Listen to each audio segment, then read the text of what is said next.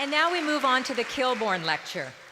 This is the 19th year that the presentation of the Heritage Toronto Awards has been combined with the delivery of the Kilbourn Lecture. And it is fitting that a celebration of city builders has been attached to a lecture dedicated to the memory of William Kilbourn, one of Toronto's outstanding civic leaders. William was a rare combination of scholar, social activist, politician, and historian. Born in Toronto in 1926, he later taught here, was elected to Toronto City Council, and served on Metro Council as well. William Kilbourn had an unwavering dedication to Toronto's cultural life, including its arts, heritage, and community service agencies. The William Kilbourn Memorial Lecture was launched in 1996 as a living tribute to this man's work to create a livable city that honors its past and plans for its future.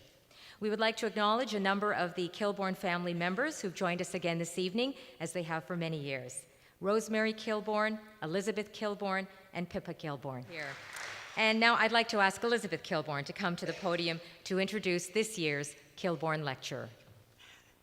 But for Rahul Bhardwaj, is that right, Bhardwaj? Sorry.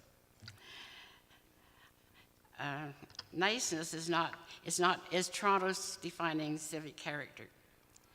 Rahul is president and CEO of Toronto Foundation, where he has been working to engage philanthropy to improve the quality of life in Toronto. In 2013, he was voted one of the 50 most influential people in Toronto. The province of Ontario appointed him to the board of Metrolinx, and he is a director of the Rideau Hall Foundation, supporting the office of the Governor General. And best of all, he is on the board and the founder of the, not the founder, but the co-producer of the Toronto Jazz Festival. So that makes all the difference. He brings all his experience to his belief that being nice, oh dear, my words. Well, being nice is an important characteristic of any city. I can remember when Toronto was called derisively Toronto the Good, but I've never before known it as Toronto the Nice. So I'm looking forward to finding out what that means. We're in good hands. Rahul was born in London, England, and moved to London, Ontario. And the first person who befriended him when he came to Toronto was John Tory. His name, Rahul, in Hindi, means arc about the moon, or the son of Buddha. So I leave you in the hands of the son of Buddha, the speaker for this.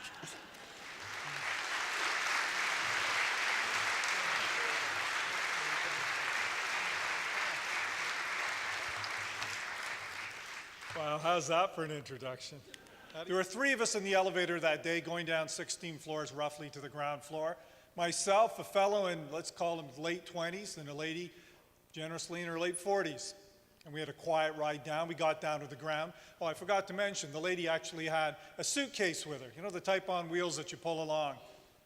So we get down to the bottom, and of course the door's open. The other fellow reaches out, keeps his arm out there so the doors stay open, and she goes out with her suitcase, but rams it right into his leg.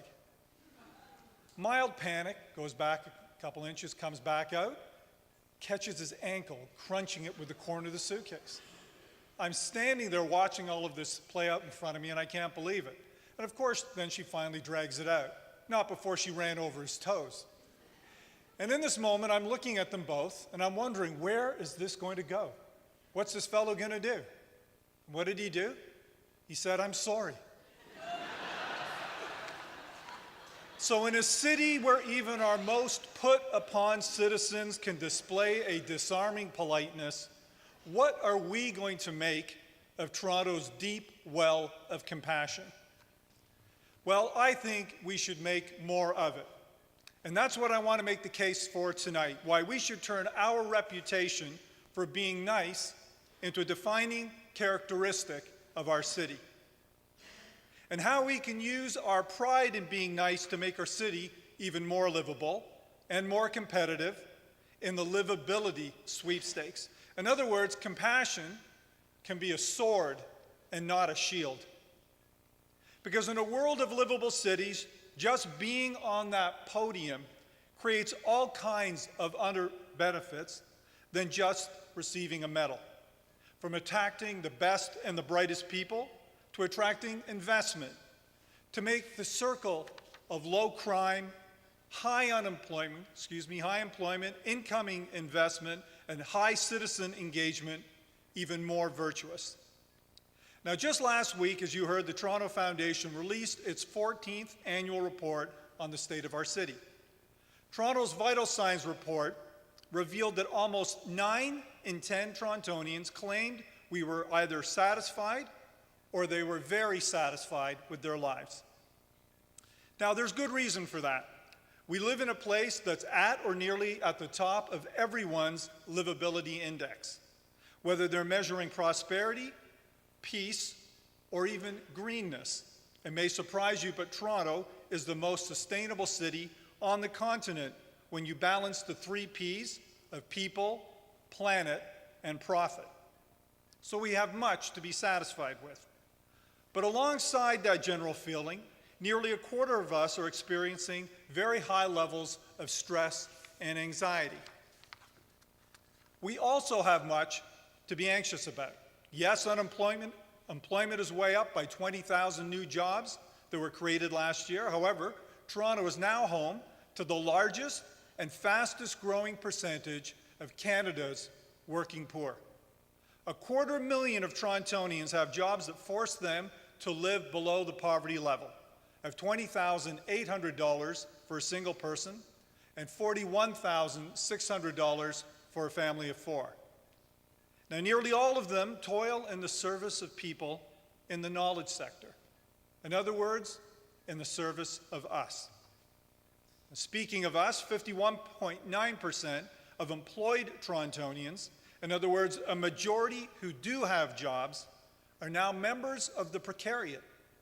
That is to say, they do not enjoy the security of a standard employment relationship. They either work freelance or on contract, part-time, or full-time with no benefits. I'll also mention that 1 in 5 of us over the age of 55 lives alone, and that Toronto's suicide rate is now 4 times as high as its murder rate. To make an opposite and obvious point, it's hard to be compassionate when you're anxious. It's hard to think of helping others when your own situation is fraught or when you're disconnected from your community.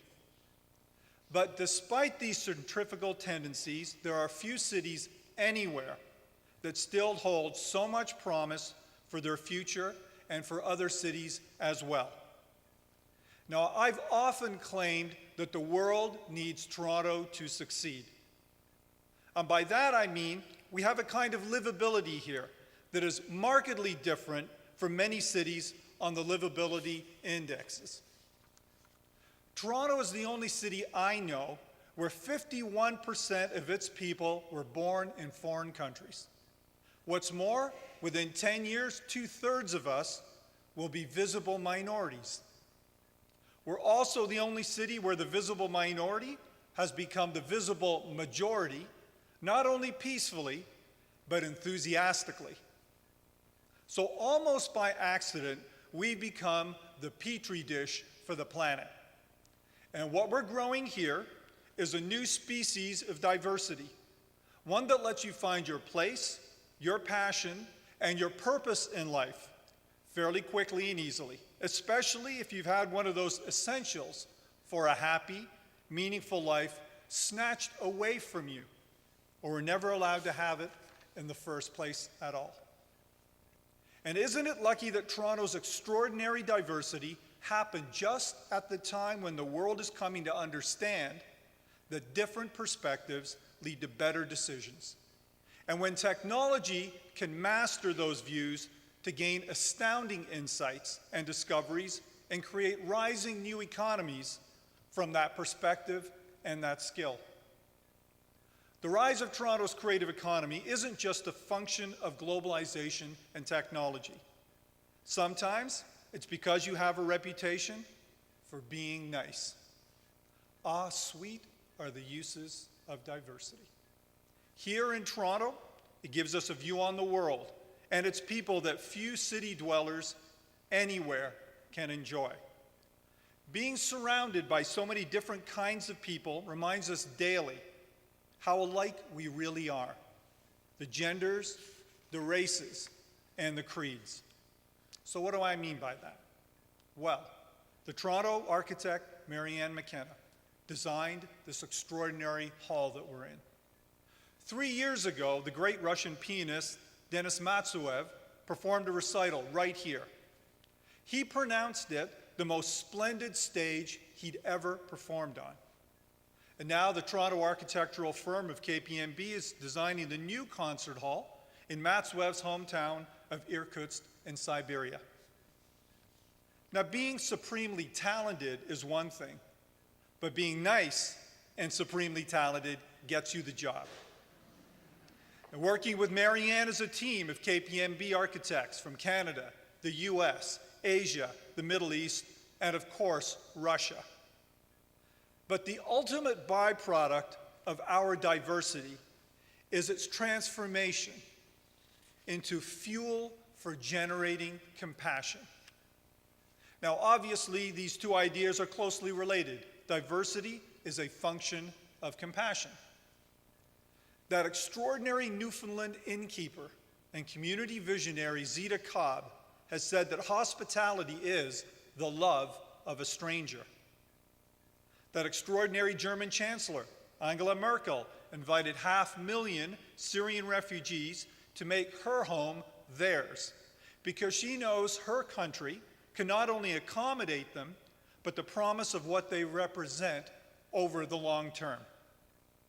So why are we shy, even embarrassed, to talk about compassion when we talk about our city? Likely for the same reason so many of us want to be happy in our personal and family lives, yet asking our city to be happy is viewed as a little flaky and a little silly. Now, a while back, we only talked about happiness with close friends and family. Now, happiness studies are bursting out all over. Even Jeffrey Sachs, the renowned economist, now produces his annual happiness report for the United Nations. It's born out of his frustration in using traditional measures that may correlate to happiness, but don't mirror it or increase it, kind of like GDP. Today, the idea of living in a compassionate city is about where the idea of living in a happy city was 5 or 10 years ago. That is to say, you didn't talk about it, even though compassion is the essence of pretty much every faith and the propellant for the kind of community service that so many of our younger citizens today view as fundamental to their very identity and their purpose. But why shouldn't we talk about compassion in the same sentence as we talk about our city? Especially if that city is this city. Toronto has profited remarkably from its commitment to diversity, whose underpinnings are, if not the love of a stranger, then the willingness to let them in the front door. Now, I'm not the only one who's making such claims. A new field of research suggests that when organizations promote an ethic of compassion, rather than a culture of stress and cutthroat competition, they'll not only see a happier and more productive workplace, but an improved bottom line. Nick Christakis from Harvard first posited that compassion can be contagious. And researchers at Berkeley in Virginia have shown that compassion can be learned. It's not just a matter of some people being nice and others not. And what better example of the positive correlation between compassion and productivity than Roger Martin, Dean Emeritus of the Rotman Business School, on CBC's Metro Morning last week, explaining why it makes better business to give employees the afternoon off to watch the Blue Jays than not.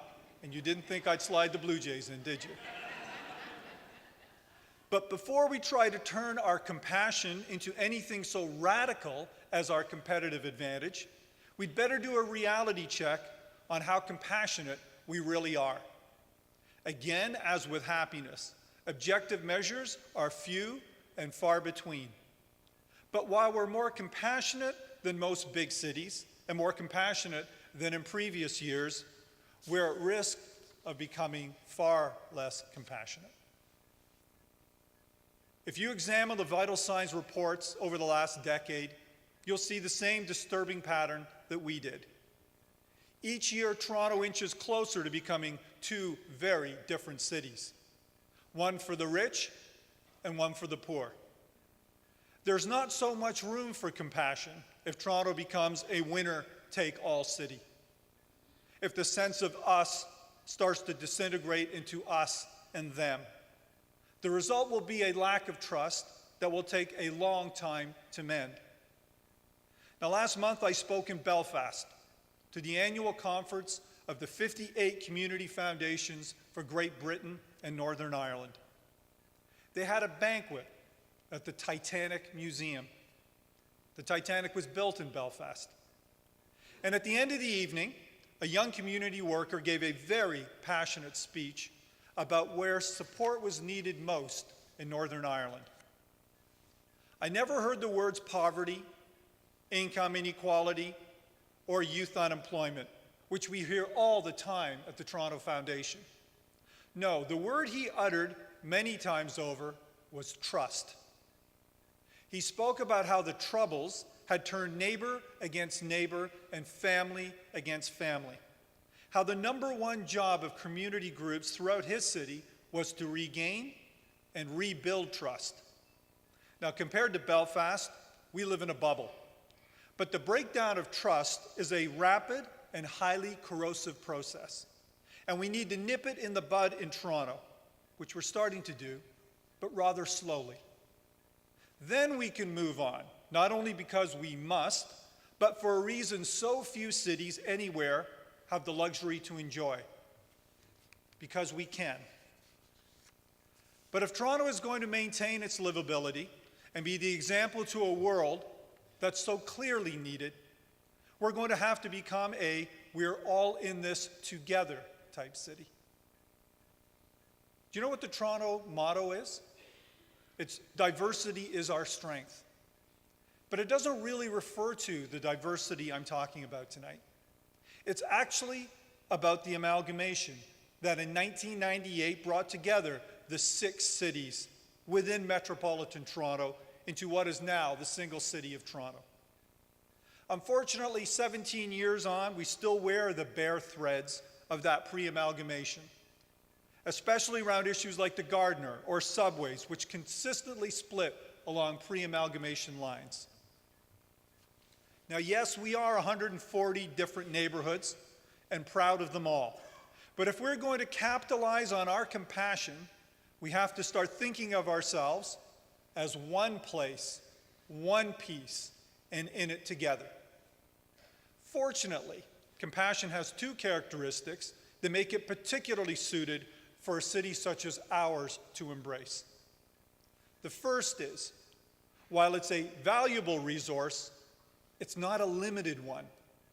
Its value does not come from its rarity.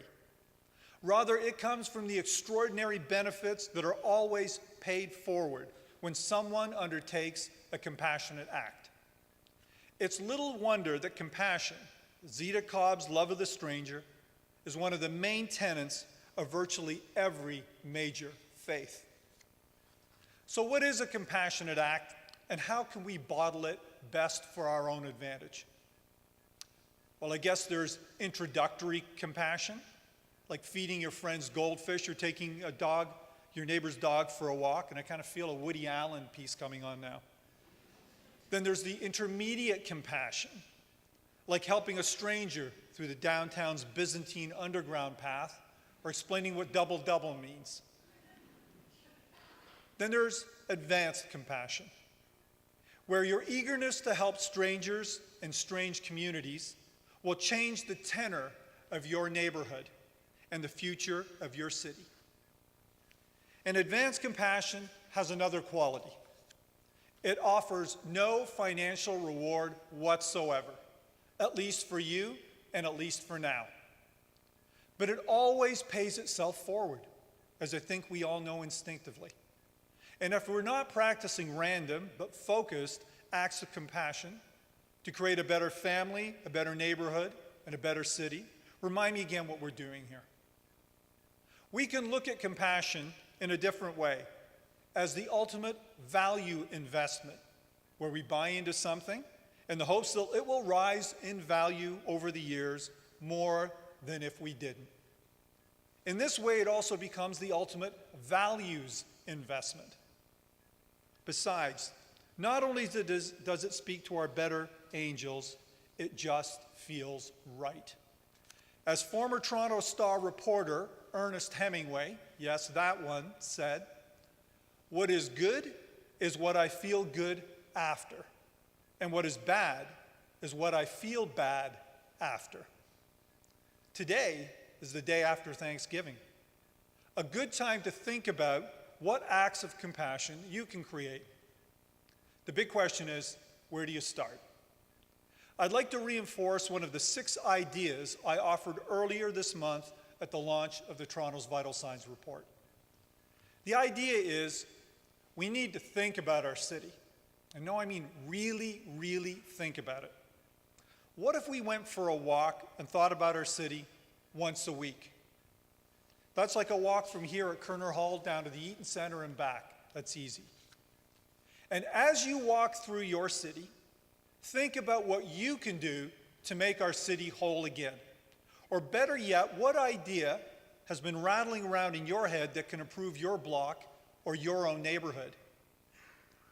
And you might not know this, but there's a woman in Etobicoke who invited, last wintertime, largely immigrant families from the other side of her ravine over to her side to show them how to make snowmen. She wasn't trying to change the world. She was just trying to improve her own little corner of it. Now, for the last 4 years at the foundation, we've supported an idea that's been called Playing for Keeps Neighborhood Games. It started when one person thought, Olympic Games, Pan Am Games, neighborhood games. What if we?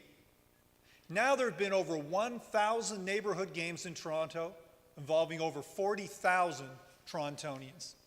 And they're using the spirit of friendly play to build and often rebuild the trust and the social capital in over 80 Toronto neighborhoods. But one of the most effective acts of compassion in this city came almost 35 years ago, when the late Fraser Deakin decided to help create what is now the Toronto Foundation. He made compassion his and his family's legacy. And today, one of the Foundation's most supportive friends is his 92-year-old wife, Fran Deakin. Now, what did Fran's pastor tell her that we all need to hear? Right? Rosedale should cross the street. Bill Kilbourn was a resident of Rosedale, but boy, did he ever cross the street. At the first annual Kilborn Lecture, Robert Fulford discussed one of Bill Kilbourn's seminal ideas, that we construct cities in 2 ways, with concrete and with imagination. In Fulford's words, the city we carry in our minds, the city that guides us, teaches us, and forms us.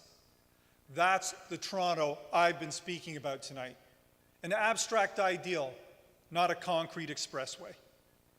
But the most important things in our lives are invariable, abstract, like love, family, happiness, compassion. Bill Kilbourn's most famous utterance was that Canadians have been accustomed to defining themselves by saying what they are not. The time has come for Toronto to grow beyond that, to define ourselves by who we are, and to define ourselves by our most defining quality, the compassion that's at the root of our diversity. Thank you for your time this evening. Those were very compelling words that you gave tonight. And I don't know about you, but who almost cried at that video? I mean, that was powerful. It was really a powerful video. Thank you. At this point, I want to call Francisco Alvarez to the stage. He's the Executive Director of Heritage Toronto to the podium, and he'd like to say a few words to you. Thank you. Thank you very much. Thank you, Mary. On behalf of the board and staff of Heritage Toronto, I would like to congratulate all of tonight's deserving winners. I'd also like to thank Mary for being such a brilliant host, and for Rahul for such a thoughtful lecture, which we will all be, I'm sure, discussing over the reception in a few minutes. I'd like to present both Mary and Rahul with a modest thank you gift to remember us by, a copy of our winning book, Jennifer Bonnell's Reclaiming the Dawn.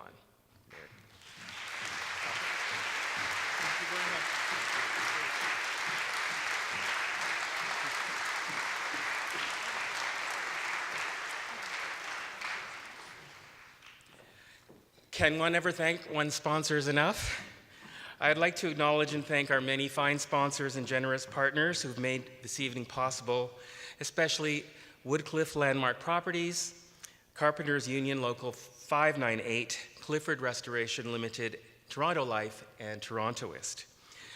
We're very lucky to have such a dedicated team of staff at Heritage Toronto, and I'd like to thank them, and especially our volunteers who work this evening to help us put this evening together, and also our incoming and very hardworking board of directors.